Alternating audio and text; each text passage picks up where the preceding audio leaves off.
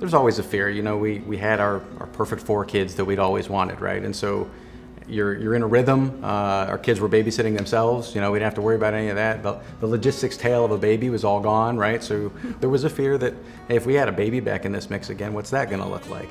And then the second child that we fostered was 1 year younger than our youngest son. And so immediately the child who always wanted a baby sibling now had one that was 1 year and same gender next to him.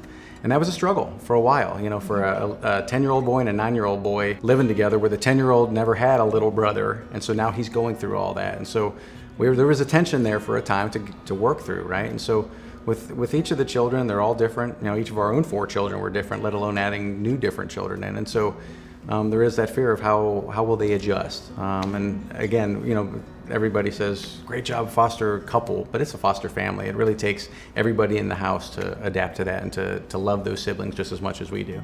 And I think one of the other things too is that when you have other kids that you're adding in, you worry about the amount of time that you have, because 4 kids that are busy with activities in school and doing their things, and 2 of us, there becomes a time when you're like, okay, do we have the time and energy to be able to give? And we find a way.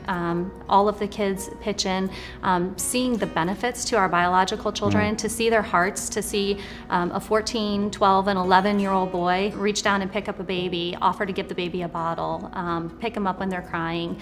You see that nurturing, that the young men that they're going to be someday, you see that developing now. It keeps them from really being so focused on themselves. It gives them sort of a wider, broader experience with life that is going to help them as they get older.